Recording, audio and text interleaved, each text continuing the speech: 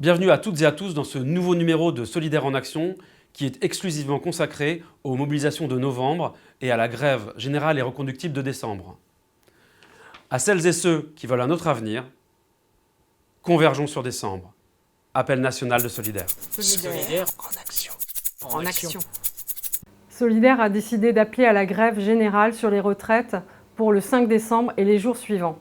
Bien sûr, on n'a pas de bouton magique, mais ce sont les travailleurs et les travailleuses qui, sur leur lieu de travail et dans des AG, décideront de cette reconduction.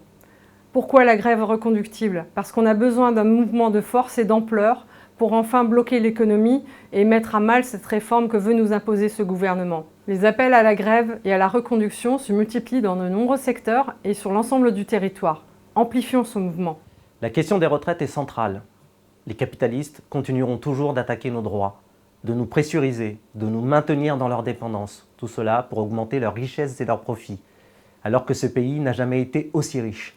Nous allons nous battre, pour les générations à venir, pour une autre répartition des richesses qui ne laissera personne sur le carreau. Parce que nous voulons vivre, pas survivre.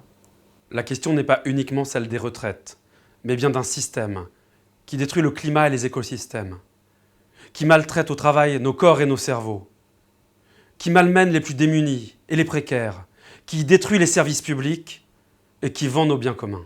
Pendant ce temps, les violences contre les femmes perdurent et la lutte contre ces violences reste sans moyens. Pendant ce temps, l'instrumentalisation raciste banalise les idées d'extrême droite.